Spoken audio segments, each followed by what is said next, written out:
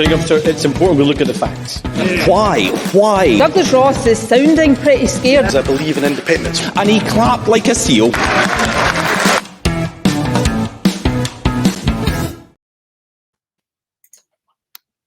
Hello and welcome to another episode of Planet Holyrood, where we will be discussing Rishi Sunak's decision to call a snap general election and what it means for the political parties here in Scotland.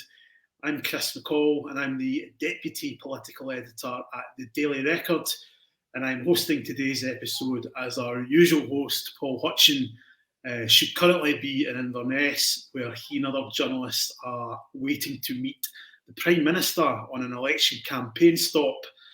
Joining me today are John Ferguson, Associate Editor of the Sunday Mail, and Ben Borland, the Editor of the Scottish Daily Express.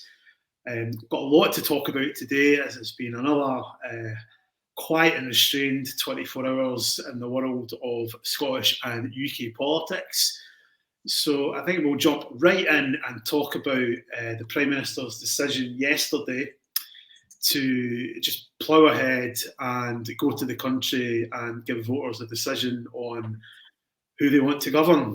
So July 4th is when we'll all be going to the polls. But the timing of that decision, I think it's fair to say, has been questioned by some. Ben, I'll maybe come to you first. What did you make of the Prime Minister's decision to call a snap general election? And do you think it's wise of him to go to the polls in July?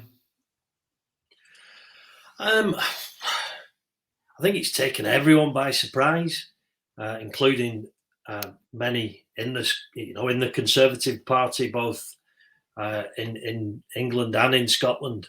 I'm told from people who are involved in the UK government that Downing Street these days runs a very tight ship, that there's not a lot of interaction between the Downing Street machine around Rishi Sunak and other governmental departments. You very much, if you're in the circle, you're in, and people who are outside it don't get much of a look in. I think I'm told it's very different to how it was in the kind of more freewheeling days under Boris Johnson, when it's fair to say, I think probably everything kind of spiraled out of control a bit. Rishi Sunak seems like much more of a, he's very, very hands-on. He wants to control everything. So in that respect, it's not surprising that he's been able to keep this secret. I don't think it was a snap decision on his part. I think he's been planning this. I think some of the in hindsight, some of the moves he's made in recent weeks have sort of signalled his intention. It's just that people really weren't expecting a summer general election. I mean, we've not had a July election since, I think, July 1945. That's been mentioned. It's also mentioned that the Tories lost a landslide to Labour back then, but obviously in very different circumstances at the end of the Second World War. But yeah, it's really unusual to have a July election. Yeah. In Scotland, people are away on holiday. What have you heard from Tory MPs or Tory members? Do you think there's any annoyance, any anger at the Prime Minister for deciding to plough ahead and do this?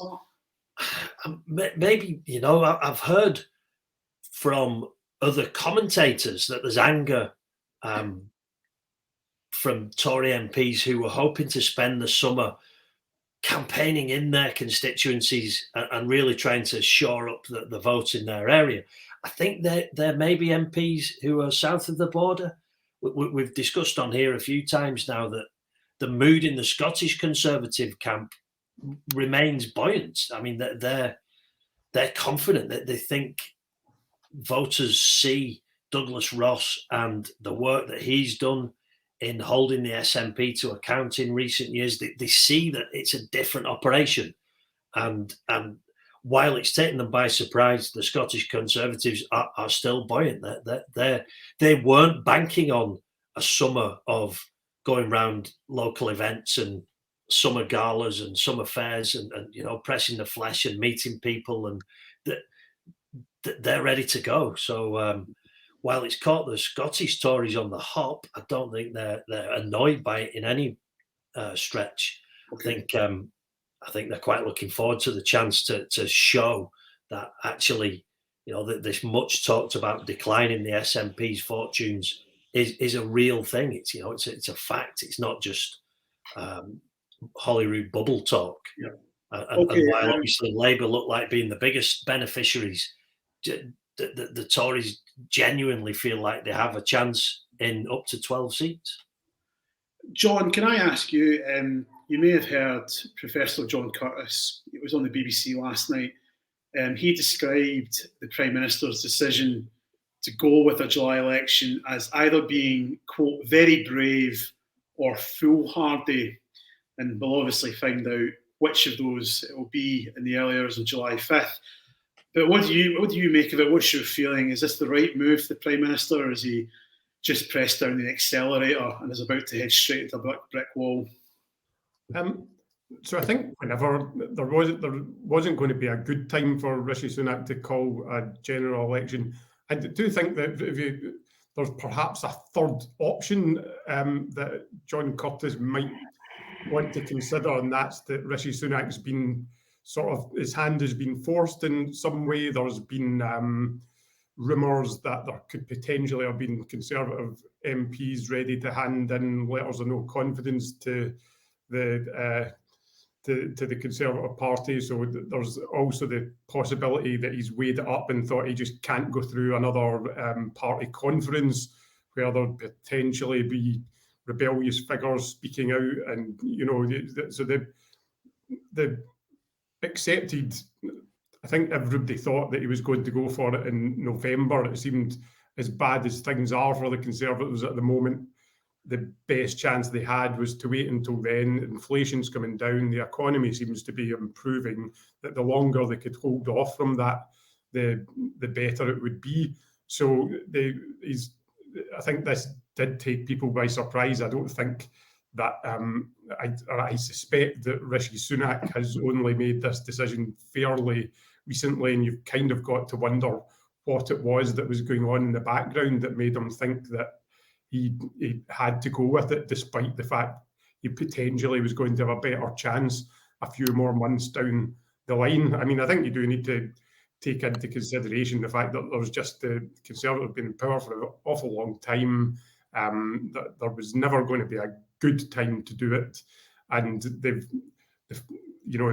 fact that it's July and not November's kind of neither here nor there really, but I'm quite sure it has upset a lot of Conservative MPs nonetheless, who I'm told had been assured that it wasn't going to happen till later in the year, and that they could go about booking their summer holidays and all the rest of it.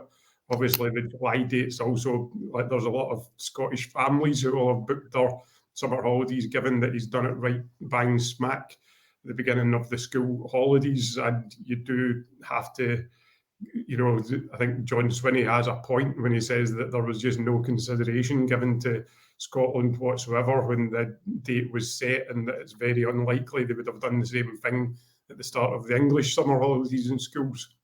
I think, yeah, the point about school holidays, we were going to come on to that subject, but June, obviously June will be the main election campaign, and then we'll have the vote on July 4th. But it's a busy old time. Obviously, we have the Scottish schools. They largely finish up the last week in June, and many families will be looking forward to pre-booked holidays in the first week. Not just politicians, but people across the board who may otherwise be employed by local authorities have to help put on the actual vote counts and so forth. There could be a lot of upset there. But there's also the small matter of the European Championships, of course, which Scotland are playing in for the second consecutive tournament. Do you think, Ben, maybe that politics will be struggling to get a front seat at times? Will it be getting a hearing? Do you think there's a danger that many voters, until perhaps the day of the vote itself, or maybe even the week before it, will just decide that I'm going to tune out completely from the campaign? I've got my summer holidays to think about. I've got the Euros to watch. I've just got other things going on. Yeah, I mean that's definitely a factor. I mean, I guess this is why there's never been a July election apart from that one very unusual one. It's true, that there's not just the Euros. There's lots of concerts coming up. I mean, there's Taylor Swift. There's tons of. We did a piece for the website. There's loads of concerts all over Scotland, all through June. You've got Wimbledon. It's an unusual time of year, and I don't think people are going to be able to focus on the campaign in the way that they would in the autumn or the spring. I mean, maybe that factored into it. Rishi Sunak thought, you know what, if people are thinking about other things, then maybe they'll just forget how bad some of the headlines have been and just go, well, do you know what, things are okay, the sun's shining. I mean, obviously Scotland are in the Euros. England are as well. There's going to be a great deal of focus south of the border on the Euros. Without wanting to rub it into my Welsh pal, Wales aren't there. I did see today Rishi Sunak was in Wales and was at a brewery, and he made a gaffe of asking some of the brewery workers whether they were looking forward to the Euros, only to be reminded that Wales got knocked out in the playoffs. So that's 2 days, 2 gaffes if we're going to include the soaking suit of yesterday.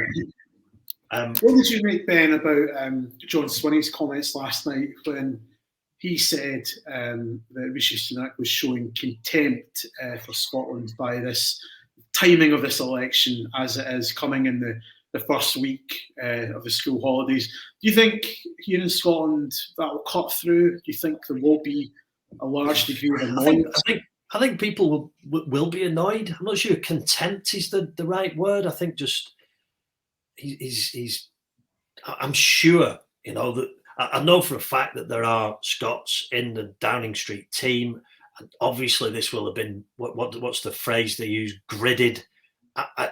They haven't just not realised that the school holidays are on in Scotland and Northern Ireland. I think it's more the case that they've weighed everything up and thought, look, that is a factor that is going to annoy people who have already booked the holidays and really want to vote in person. But there's obviously other reasons that they've thought, look, this outweighs the fact that we're going to give the SNP something to aim at here. But I'm sure it wasn't done as an oversight. I'm sure it was done with the full knowledge that I think it's all bar Aberdeen and Aberdeenshire will be on holiday. Okay. I think postal votes. I think the key thing is get your postal votes in. Check. There's lots of information online. I think it's 11 working days before the vote. You have to have applied for a postal vote. So if you are going on holiday, I would recommend as soon as possible apply for that postal vote pack.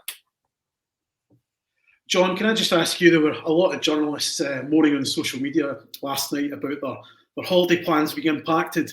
Will you be negatively impacted by this choice of election date?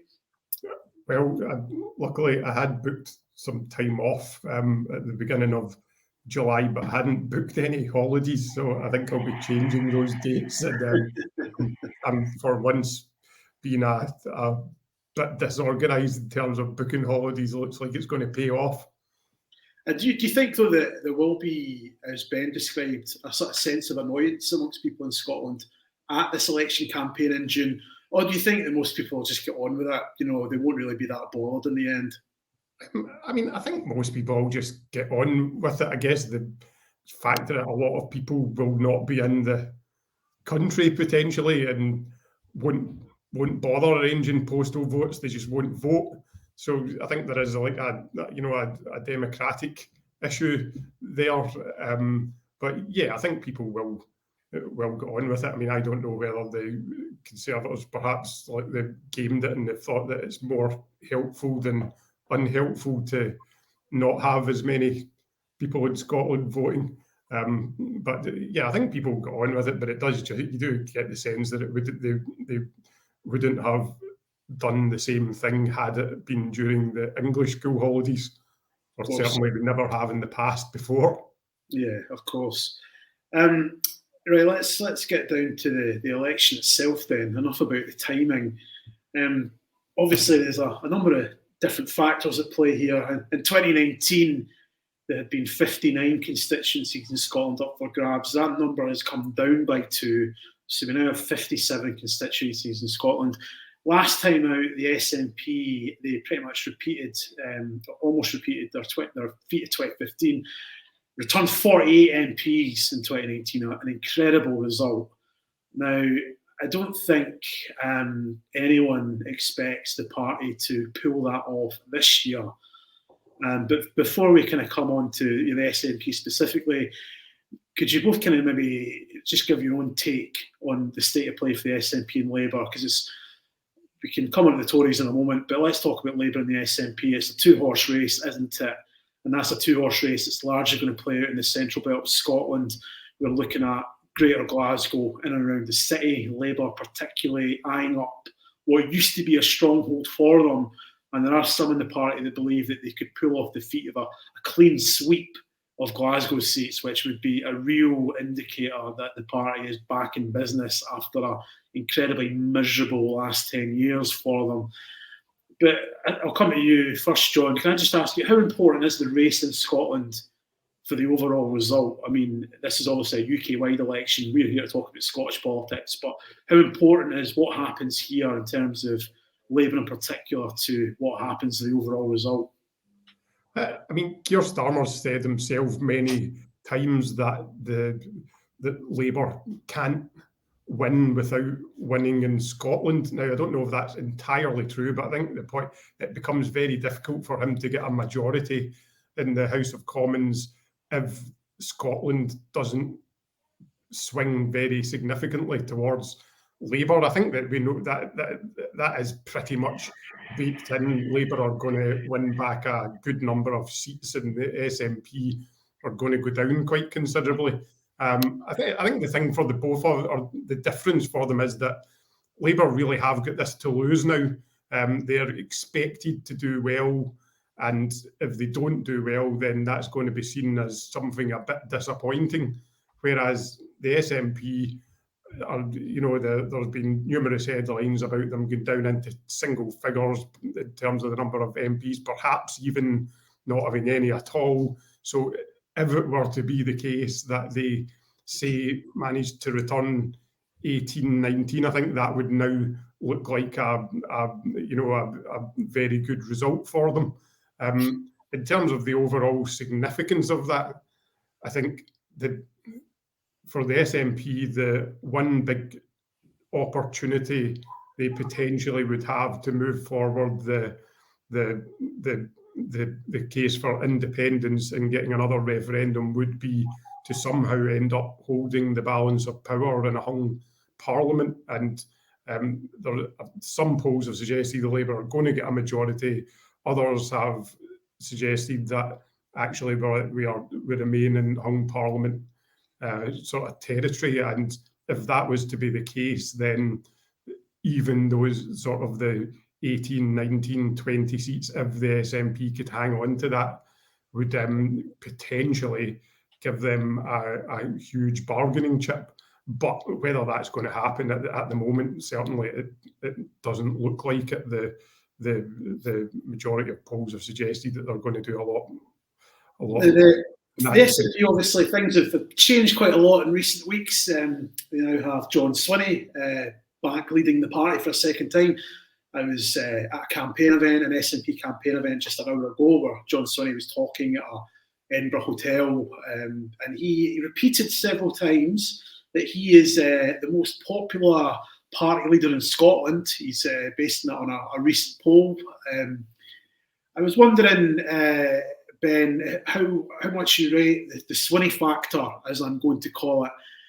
Is Swinney enough to defy the doubters, to upset the pollsters, and kind of bring the SNP back to the verge of what would be a very unexpected victory in Scotland?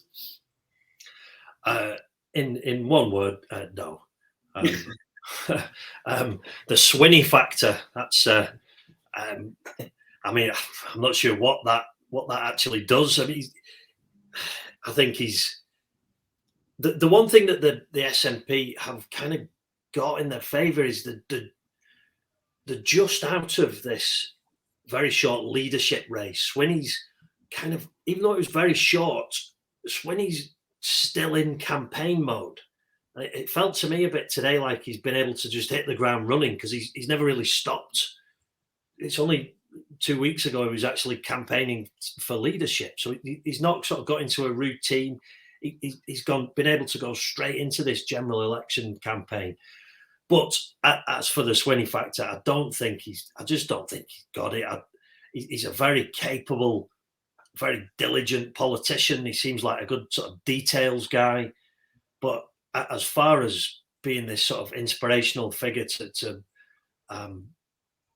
rally the troops during a challenging election campaign and trying to avoid a bruising defeat, he just doesn't seem to me like he's cut out for that. He's definitely not a sort of over the top sort of guy. I mean, I also think he's been, he's Nicola Sturgeon's number 2 for a long time. He was clearly looking forward to retiring at the next Holyrood election, whereas Douglas Ross, for all his detractors, I think he's a really good campaigner. I think Anas Sarwar's very impressive. He comes across very well. I think those two will knock spots off John Swinney once we actually get into the heart of the campaign. I don't think the Swinney factor's enough, no. Yeah. John, can I ask, do you think that this campaign, this election, has come too early for the SNP? Surely they would have been hoping that there could have been an autumn election, give time John Swinney to bed in at the job of First Minister, for the public to kind of get to know him again and realise that he was in the top job, and maybe even kind of, get used to seeing him at FMQs, sort of cashing in on the experience, maybe trying to, put the kind of water between who he is and Anas Sarwar, for example, kind of, comparing and contrasting the experience he has to the relative inexperience in government of Anas Sarwar. Do you think this, when it comes to snap elections, this pretty much couldn't be any worse for the SNP in terms of timing? I mean, I think the scenario you've outlined there is dependent on this idea of John Swinney being an incredibly popular character being true. But as Ben said, I just don't think that's necessarily the case. I don't think he's an unpopular politician, but he is, he's sort of the thing that he's known as being a safe pair of hands, like a good, capable minister, but not someone who's ever going to set the heather on fire. He was the leader before and he gave it up pretty quickly. That time he accepted, I think correctly, that wasn't really the role for him. He's clearly taken the job under a bit of duress. He's preferred to be retired and spending time with his family, but he's come back in, as he said, he's doing it for his party. I don't think he's doing it because he really wants to. And I suspect that between now and November, had the election been then, there would just be another whole set of problems piling up for the SNP. So I don't really think it's going to make that much difference whether it's now or then. I think the thing about John Swinney is it seems like on the whole, a pretty reasonable, competent guy, but he's not a sort of game-changing politician for the SNP. He's not an Alex Salmond, he's not a Nicola Sturgeon. He's a sort of dogged and decent details man, but that's not really what you need when it comes to winning an election. And no matter how many times he says that he's very popular, it's not going to make it so. Let's move on to predictions. How you see the campaign going, both at a UK level and then at a Scottish level. I'll start with you, John. Talk me through what you expect to happen. Firstly, the result overall. Who's going to be in Downing Street? Are they going to have a majority? And what do you think the kind of split in terms of MPs in Scotland will end up being? I think, failing something terrible happening, Keir Starmer is going to become the Prime Minister. I just think there's too much political gravity now for that not to happen. The Conservatives have been in for so long, the country's fed up with them, they're ready for a change. I think that Keir Starmer will become the Prime Minister. The question is whether he's going to do that with a majority. I suspect he probably will, but it's not guaranteed. And I think the issue that he's going to have is that he just as I said, the Labour in Scotland have this to lose. I think Keir Starmer even more has this to lose. He's starting off as the big favourite. The Conservatives seem to be in the doldrums, but anything can happen in a campaign. And we know that Keir Starmer is not the most charismatic and sort of politician when it comes to talking to the public and dealing with very difficult questions and debates and things like that. He tends to fall back on kind of stock answers that he has.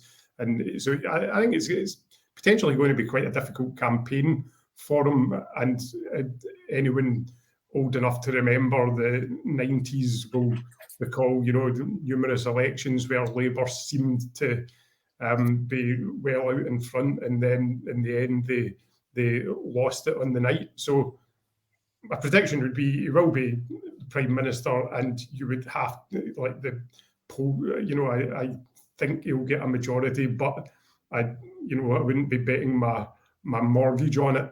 In terms of Scotland, I think the SNP are going to go down pretty significantly, and the question is, can they sort of keep the losses to a level where they retain maybe like kind of high teens numbers of seats. I think if they do that, it will be seen as a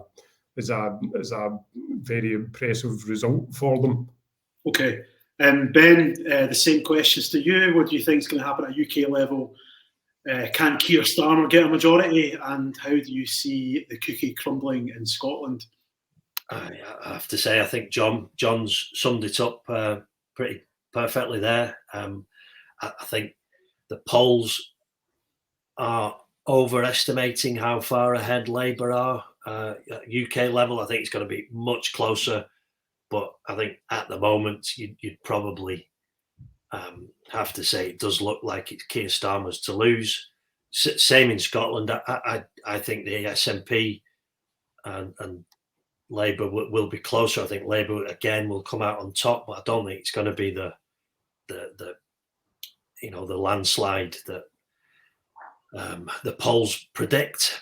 Possibly partly because people are away and the interest. People are thinking of other things, and it's the summer and all the rest of it. Maybe this is a masterstroke by Rishi. I mean, just saying about Keir Starmer and his lack of charisma, I have to say I can't think of has there ever been a general election where all the party leaders were so lacking in charisma? I mean, we're in danger of being in the territory where kind of Douglas Ross is actually the most charismatic party leader in the UK. I mean, goodness sake.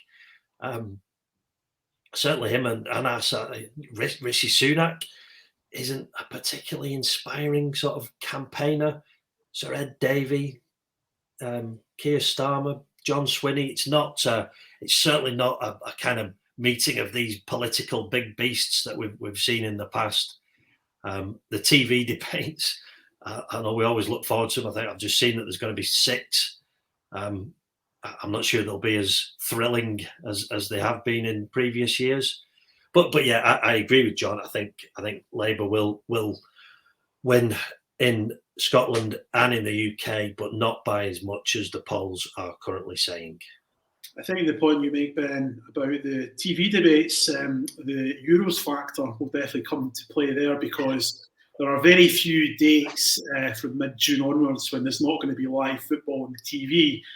And even speaking as a political journalist, the thought of having to tune into a 90-minute leaders debate rather than enjoying a nice group stage match involving one of the big European nations doesn't fill me with glee, I'll be honest. But very good point.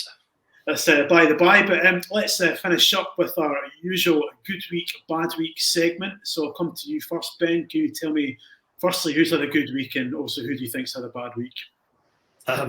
Well, as you know, I switched these shortly before shortly before recording. So the good week, I'm going to say John Swinney's had a good week because we know he was looking forward to retirement at the next Holyrood election.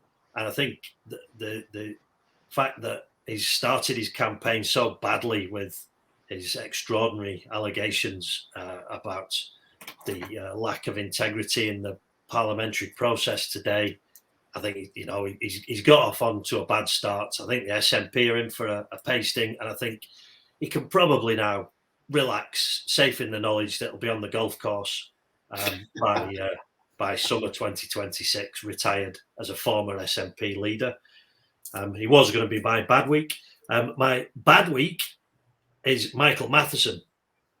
I had originally said it was a good day to bury bad news, but it's impossible to bury a record smashing 27-day sitting day suspension. If he was an MP, he'd be facing a recall petition. It's an astonishing punishment for what are clearly very grievous breaches of the MSP's code of conduct, and for the SNP to say that it's politically motivated, I think is beyond the pale. And I think it's been a shocking day for Michael Matheson. I think he just needs to accept, just because other colleagues have been able to break the rules and then sit and pick up their pay for the next however many number of years, I think he needs to do the right thing and resign. There's Okay. just nothing else for it. And John, coming to you, who's had a good week in your eyes and who's had a bad week? So a bad week, I'm going to say Rishi Sunak, just purely because it really couldn't have gone worse for him, could it? The announcement of a general election, it was, whether he's been bounced into or not, as we'll perhaps never know, but the sight of him absolutely drenched outside Downing Street, while things can only get better. The election anthem of the Labour Party was blaring in the background. Really, you get the feeling that it may set the tone for this whole election campaign. I mean, if there's any silver lining to that, I guess it's what surely that things can only get better for Rishi Sunak after that.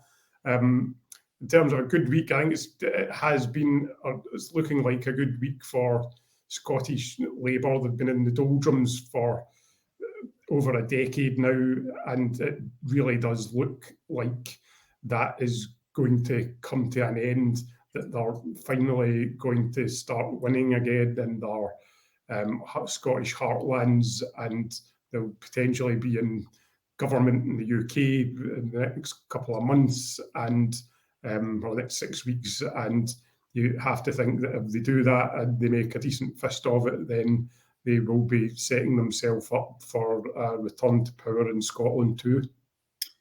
Okay, great. Well, thank you, John, and thank you, Ben, for your contributions. Lots to talk about this week, and I'm sure there'll be even more to talk about next week when our regular host, Paul Hutchin, will be back in the chair. But in the meantime, thanks very much for joining us, and we'll speak to you soon. Thanks. I think it's important we look at the facts. Why? Douglas Ross is sounding pretty scared. I believe in independence. And he clapped like a seal.